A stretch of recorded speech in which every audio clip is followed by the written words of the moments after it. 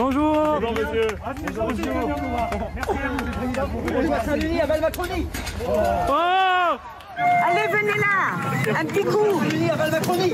Oh là. Yana. Oh non, ils sont cons, quoi. Damien Tarel est avec nous. C'est incroyable, hein, cette image. Elle a fait le tour de France, le tour du monde. Comprenez-vous que l'homme qui a giflé Emmanuel Macron soit déjà libre? Vous avez 28 ans. Avant cette gifle, vous étiez inconnu des services de police. Oui. Sur les réseaux sociaux YouTube, vous suivez plusieurs personnes d'extrême droite comme Henri Deleken, Julien Rochdy ou encore la plateforme TV Liberté. Je suis bien, moi, là. Alors, le 8 juin dernier... Excusez-moi, je dois vous interrompre, je suis tout autant des youtubeurs de gauche. D'accord, très bien. Des youtubeurs de gauche. Putain, on est bien, hein, ouais. Non, mais c'est important de le dire. C'est important de le dire. Ouais. Damien, quand on vous voit là ce soir, on se dit comment ce garçon qui a l'air très sympathique, très propre sur lui, voilà, a pu gifler le président de la République. Ouais. Qu'est-ce qui s'est passé ce jour-là? Qu'est-ce qui vous est passé par la tête, Damien? C'est très simple, je vous l'explique. Moi, je suis dromois. Avec un ami, on a vu que Emmanuel Macron se rendait dans la Drôme. Ouais. On était venus pour manifester notre mécontentement. D'accord. Une fois arrivés sur place, on voit que la majeure partie des gens qui attendent Macron sont des gilets jaunes, qui sont là pour manifester eux aussi leur mécontentement. Au bout d'un petit moment d'attente, ils sont exfiltrés par la police. Ensuite, la police commence à fouiller les sacs, chercher des gilets jaunes et commence en fait à dégager tous les gens qui étaient là pour manifester leur mécontentement. Vous étiez là, vous, à la base? J'étais là pour potentiellement manifester à Macron notre mécontentement d'une manière ou d'une autre. Ça, on l'entend, ça, il n'y a aucun problème avec ça, c'est vrai. Et à un moment, qu'est-ce qui fait que vous vous dites, je vais mettre une gifle au président? Je vous le dis, les gilets jaunes sont exfiltrés. Ces gens-là sont des travailleurs qui ont parfois 2 fois mon âge, qui ont peut-être pris sur le temps de travail pour être présents ici et pouvoir s'exprimer. Ils sont exfiltrés par la police. Tout ça pour éviter de faire tâche sur des images télé d'un président qui est en fait en campagne à leurs frais. D'accord. Et donc là, le président s'approche? Oui, il se dirige tout de suite vers moi. Je vois bien pourquoi il se dirige vers moi. Il se dit, c'est un jeune, j'ai fait un petit peu l'idiot avec McFly et Carlito, j'ai séduit un petit peu la jeunesse française. Carrément. Il va... ça va me faire un électeur. Mais et à un moment, vous dites, c'était prémédité votre geste? Non, pas vraiment. J'y ai pensé peut-être 5 minutes avant, mais jamais j'ai pensé qu'il viendrait aussi près de nous. 5 minutes avant, vous vous êtes dit, je vais mettre une gifle au président. Je me suis dit, pourquoi pas, s'il vient aussi près de nous. C'était pas terrible. Hein. Quoi? Qu'est-ce qu'il y a, Bouba? Elle est un peu light, la gifle. Ouais. Je pense que la maquilleuse avait du travail, quand même. Même le masque, il est pas parti. Non, mais juste, c'est fou. Vous vous rendez compte? Bon, c'est quand même incroyable de faire ça. C'est inadmissible. Ouais, moi, voilà, là, je vous voyais. C'est incroyable de faire ça. C'est le président, quand même. Même déjà de mettre une gifle à quelqu'un, et en plus au président, voilà, c'est vrai. Je l'aurais pas fait. Hein. Je pense que vous avez déjà mis pas mal de gifles dans votre vie, Bouba. Pas des présidents. Ah, des présidents, c'est autre chose. Mais c'est un... On vit dans une société où on prône l'égalité, c'est un représentant de l'ordre comme tout le monde. C'est la liberté d'expression. Est-ce que c'est pas un peu commode de dire que c'était pas prévu, que c'était instinctif pour éviter une plus lourde peine? Est-ce que vraiment, c'est pas prémédité du tout? J'y ai peut-être pensé 5-10 minutes avant, mais je vous jure que ce jour-là, non. Je n'étais pas dans l'intention de lui mettre une gifle, en tout cas. Mais Damien, vous dites pas un moment, c'est extrêmement grave ce que j'ai fait? C'est juste une gifle, hein. Excusez-moi. Non, c'est pas juste une gifle. Oui, Valérie. Vous donnez une gifle et juste avant, vous dites Montjoie-Saint-Denis à Bas-la-Macronie. Oui. On sait que Montjoie-Saint-Denis, c'est une référence royaliste qui a été récupérée depuis par l'extrême droite. Donc, vous nous vendez ça comme j'ai vu des gilets jaunes, ça m'a heurté et j'ai eu un réflexe et j'ai giflé sans même penser que c'était le président. Est-ce que malgré tout, c'est pas quelque chose de prémédité d'une part, un acte politique d'autre part et guidé par l'extrême droite pour la dernière part? C'est aucunement guidé par l'extrême droite. C'est avant tout guidé par ma compassion pour ces gilets jaunes. J'étais moi-même gilet jaune, j'ai été sur les ronds-points. Après Montjoie-Saint-Denis, un cri politique royaliste, si vous voulez, c'est surtout un cri en référence à l'histoire de France. Donc oui, si l'histoire de France est royaliste, alors oui, c'est un cri royaliste si vous voulez, mais ce n'est pas particulièrement connoté extrême droite. L'histoire de France a été faite par les rois. Ça a été récupéré par l'extrême droite. Mathieu, je sais que vous avez été très choqué par cette... Ah, très. Pour moi, c'est vraiment une honte. Puis une honte pour nous aussi, parce que vous avez giflé la France entière. Hein? Je vais me mettre là. Non, ça va, merci Bouba. Vous avez giflé la France entière, donc nous, par ailleurs, je trouve qu'on est là. Vous vous êtes senti giflé par... Ouais, vraiment, ouais. Je trouve qu'on est vraiment la honte totale de beaucoup de pays, parce que vous avez giflé totalement un pays pour votre petite truc personnel. Mais ma question, c'était... Est-ce que vous trouvez que la peine que vous avez eue, très honnêtement, qu'est-ce que vous pensez de la peine que vous avez eue? Alors, vous avez fait 3 mois de prison. Est-ce que vous trouvez qu'elle est très légère, qu'elle est lourde? Qu'est-ce que vous pensez de la peine? On va revenir là-dessus, parce que la peine pour vous, elle est légère ou elle est Au niveau de la peine de prison, je l'estime plutôt juste. Au niveau des autres condamnations, j'estime... Comment ça s'est passé quand vous êtes arrivé en prison? Vous appelez le gifleur de Macron, vous avez été accueilli comment par les autres détenus? J'ai été accueilli normalement, peut-être plutôt bien, j'ai envie de dire. Pas de... De toute façon, j'étais à l'isolement, donc j'ai pas été en contact avec les autres détenus. Juste, Damien, vous mettez la gifle à Emmanuel Macron, qu'est-ce qui se passe les minutes après? Ensuite, je suis arrêté. J'entends les gendarmes qui se disputent un petit peu en disant mais pourquoi il n'est pas fiché celui-là qui était chargé du filtre? Pourquoi vous l'avez laissé passer? Puis j'entends aussi crier prenez tous les téléphones, faut pas que ça sorte, prenez tous les téléphones, faut pas que ça sorte. Voilà. Et là, vous êtes conduit où? Là, ensuite, je suis conduit à la gendarmerie, en garde à vue. Vous avez vu que le président n'a pas porté plainte? Oui, j'ai été condamné par le préfet de la Drôme qui a démissionné le lendemain de sa plainte. Mais bon, vous avez vu quand même que le président n'a pas porté plainte. C'est quand même... C'est fou. Oui, après, il a quand même porté plainte pour une caricature de lui en Hitler. Non, mais là, oui, un peu abusif. Vous, il n'a pas porté plainte. Oui, j'étais quand même condamné à 3 mois de prison sans qu'il porte plainte. Donc, que ce soit lui ou quelqu'un d'autre, Nicolas, c'est une manière de se garder les mains. Sur son discours, parce que j'ai l'impression qu'il n'a pas pris conscience de son acte. Est-ce que vous vous rendez compte ce que c'est que de gifler le président de la République, que ce soit Emmanuel Macron ou un autre? Mais c'est un acte fou. En Russie, t'es mort. Non, mais c'est un acte fou de gifler un président de la République. Vous êtes conscient de ça ou pas du tout? Gifler un président de la République, je comprends, c'est un acte très fort, qui peut sembler très violent. Mais néanmoins, si vous me parlez de violence, c'est qu'une gifle. Je sais pas, mais votre famille a réagi comment? Votre famille, elle a réagi comment? Elle a dû avoir honte. Le symbole, oui, le symbole est très violent, ça, je l'avoue. Après, au niveau de la violence physique, il faut relativiser quand même. Et votre famille a réagi comment? Plutôt dans l'indifférence. Dans l'indifférence. Bon, vous dites ne pas regretter? Non, je n'ai aucun regret. Non. Vous n'avez aucun regret? Non. Vous le Surtout referiez? vu la situation actuelle avec le pass sanitaire. Vous le referiez? Le Gloubi-Boulga, quoi. Mélange tout. Allez, mélange Un Gloubi-Boulga, où il y aurait un Gloubi-Boulga, Bah, tout, en fait, qui est le responsable des décisions dans ce pays? Est-ce que c'est le peuple?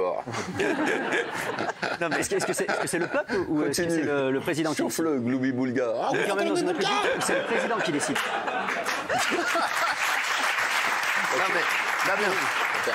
Damien Tarel, vous n'avez aucun regret? Comme a dit Il a dit non déjà.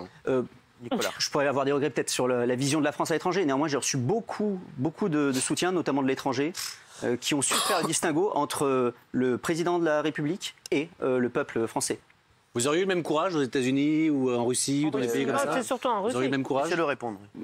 Vous qualifiez cet acte de courage, mais pour moi, il n'y a aucun courage. J'ai juste été moi-même, en fait, à ce moment-là. J'ai vu quelque chose d'indigne. J'ai vu des gens qui ont été privés d'expression. Et moi, j'ai trouvé ça inadmissible. À chaque fois que tu es indigné, tu mets des baffes. Parce que je vais t'emmener dans des endroits où il y a de quoi être indigné. Je vais t'attendre que tu mettes des baffes. Raymond, qu'est-ce que tu penses, toi, de ça? Pour moi, voilà. Pour moi, j'aime bien la démocratie. Vous n'êtes pas content du président, vous allez voter. Tous allez voter pour le dégager si vous voulez le dégager. Et puis vous pouvez vous indigner, il n'y a aucun problème à s'indigner, à les manifester. Lui, il a fait plaisir à plein de gens. Parce que dans la claque qu'il a mis, il a fait plaisir à plein de gens. Là, il est content, il est avec sa chemise, il est avec ses cheveux longs, c'était pas des chairs là. Et il nous raconte qu'il ne regrette pas.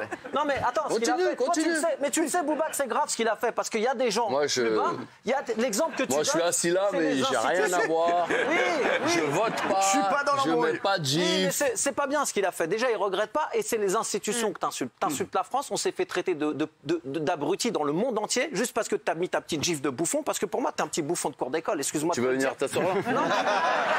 Parce que là, je te sens, t'es chaud.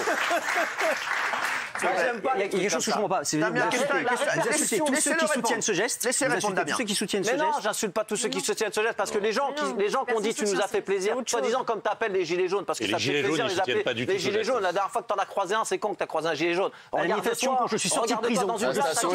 À qui t'as mis une gifle? Mais quoi, à qui? Quand je suis sorti de prison, j'étais avec les gilets jaunes. Mais non, mais tu sais ce que tu fais. Ce que tu fais, c'est que derrière, après, il y a des mômes qui vont dire regarde, l'autre il a giflé Macron, il fait le buzz, il est chez Hanouna. Et ça va gifler un policier. Non, ça va c'est pas du gifler tout une l'intention. infirmière. C'est Ça pas va du tout gifler mon un intention. pompier. T'es un guignol, mon pote, t'es un guignol. Moi, j'ai envie de te mettre une vraie gifle. Il a dit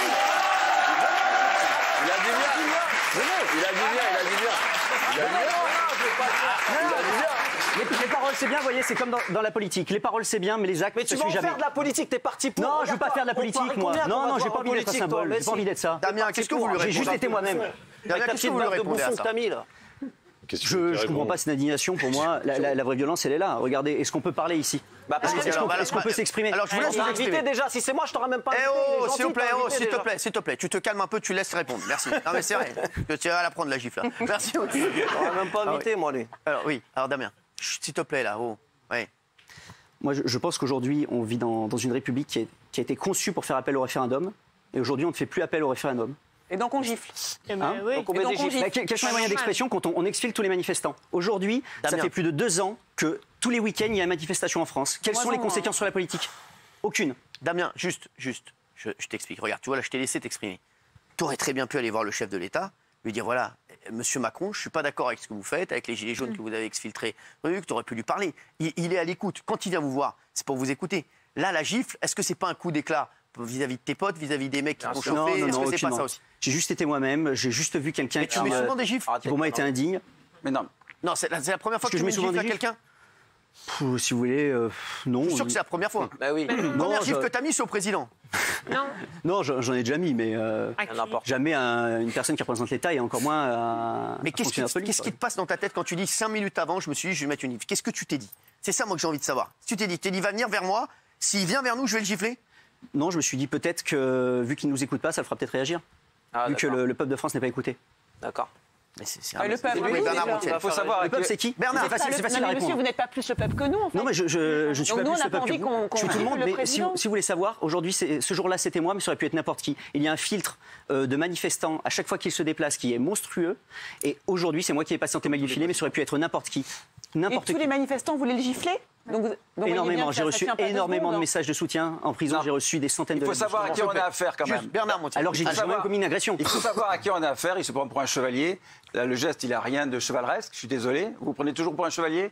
Je sais pas, vous connaissez en chevalerie, ça s'appelle un soufflé, monsieur. Oui, et alors vous êtes fier de ça? C'est chevaleresque de filer un soufflé? Plus que je trouve de débat dans un... Il est très à droite, à la télé, monsieur. Il visite des sites révisionnistes. Il a envoyé pour s'amuser des photos de moustache d'Hitler à tous ses potes. Enfin, je veux dire, le mec, il n'est pas quand même clair, hein, ça je dois dire. Plutôt très très à droite. Vous niez ça? C'est pas vrai ce que je viens de dire? Je vois pas ce que vous voulez dire par moustache Hitler. Si vous voulez, c'est ce que vous avez envoyé une photo à tous vos copains avec des moustaches d'Hitler. Avec des moustaches d'Hitler? Ouais. C'est-à-dire des personnages grimés avec la moustache d'Hitler. C'est moi dans ma salle de bain en train de me raser. Ça... Ah, c'est ça, vous l'avez envoyé. Vous avez gardé la moustache d'Hitler. Vous dites, j'ai fait la moustache, c'est drôle, vous l'envoyez à vos potes, ça les fait marrer, oui. Vous êtes très à droite. Je sais pas, est-ce que le film Intouchable est très à droite? Mais moi je vous le dis, vous êtes très à droite. Vous êtes très à droite, vous me connaissez? Monsieur, c'est très drôle. Ça se voit. Monsieur, soyez honnête. Ça se voit, j'ai l'air d'être de droite avec mes cheveux. Oui, avec votre comportement, oui. Soyez honnête, monsieur, votre profil est quand même particulier. Vous avez été proche idéologiquement de l'Action française. C'est un geste politique. J'ai été proche de l'Action française. Non, mais vous avez voulu avoir votre heure de gloire au nom de l'extrême droite en frappant le président. Vous n'êtes pas honnête. C'est long. C'est long, c'est bon. Ça va être que 2 minutes. On parle de la chevalerie et tout. Juste, moi, j'aimerais juste savoir un truc. Il a dit quoi le président? Mais ça y est. Rien. Et vous avez eu quoi, des infos sur le président? Et Brigitte a eu peur pour le président? Oui, bien sûr. De toute façon, dès qu'ils se déplacent, ils ont peur, parce que tout ça, ça peut arriver, étant donné que, d'ailleurs, quand il est allé voir ce groupe, il ne s'était pas prévu du tout. Il a surpris tout le monde. Hein. Oui. C'est vrai. Oui, mais même surpris moi. Je ne pensais pas qu'il allait, en période de Covid, s'élancer comme ça pour serrer les mains. Vous n'avez pas envie de vous excuser auprès du président? Écoutez, ça serait une double humiliation que de m'excuser de lui avoir mis une gifle quand même. Et vous suivez toujours des soins psychologiques? Pour Mesrine, oui. Ouais, j'ai commencé à suivre des soins psychologiques, si vous voulez. Vous suivez des soins psychologiques ou pas? Là, vous avez l'obligation de les suivre? Oui, j'ai une obligation de soins, oui. Faites quoi dans la vie? Faites quoi dans la vie? Actuellement, je suis en reconversion professionnelle, je suis étudiant en événementiel. D'accord, mais ça va pas vous bloquer pour la suite, pour l'événementiel? Tu crois? Écoutez, peut-être. Tu crois? Il est con ce boubap. Non mais sans rigoler, ça va pas vous bloquer. Je sais pas, je pense que je trouverai toujours un moyen de me débrouiller. J'ai reçu beaucoup d'offres d'emploi. Vous savez, moi je vais vous dire, moi je suis pour le débat ici, je suis toujours pour laisser la parole à tout le monde. Là, franchement, j'aurais aimé que vous veniez et que vous me disiez, j'ai peut-être fait une connerie. Je regrette. J'aurais peut-être dû discuter avec lui, même si je suis pas d'accord. Moi, je suis ici, on n'est pas d'accord avec plein de choses. Mais je suis pour la discussion. On le dit. Oui, mais là, vous démarrez mal. Quand tu veux discuter avec quelqu'un, tu peux pas une teutard directe. Non, mais c'est vrai. Et je crois que la discussion a été refusée en amont depuis longtemps. Oui, c'est sûr. Mais c'est vrai que parce que quand je le vois, j'ai l'impression que c'est pas un illuminé. Tu vois ou pas? Donc c'est qu'il a fait ça sciemment et qui ça veut dire ça veut dire qu'il regrette pas et c'est ça qui me fait peur moi. Vous avez des réseaux sociaux, vous interagissez avec des gens qui vous soutiennent, vous répondez volontiers aux questions des journalistes, vous venez sur des plateaux télé. Est-ce que vous n'avez pas fait ça pour devenir célèbre? Et est-ce qu'aujourd'hui vous comptez vous lancer en politique par exemple? Non, pas du tout. Je ne veux pas me lancer en politique. Je n'ai pas fait ça pour devenir célèbre. Je vais juste, peut-être écrire un livre, tout à fait.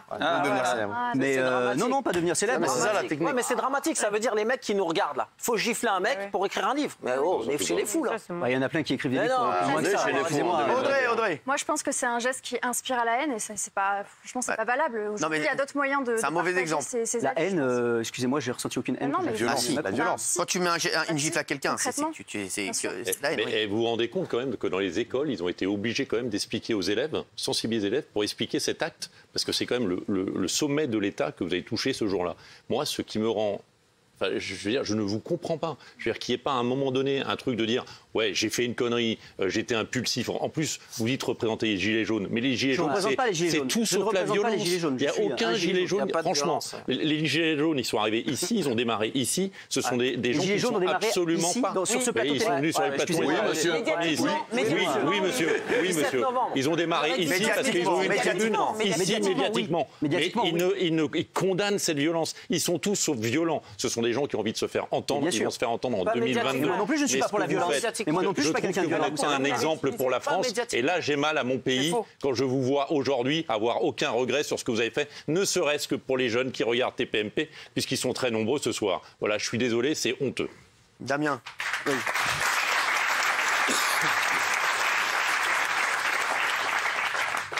Ça va être quoi la suite pour vous maintenant?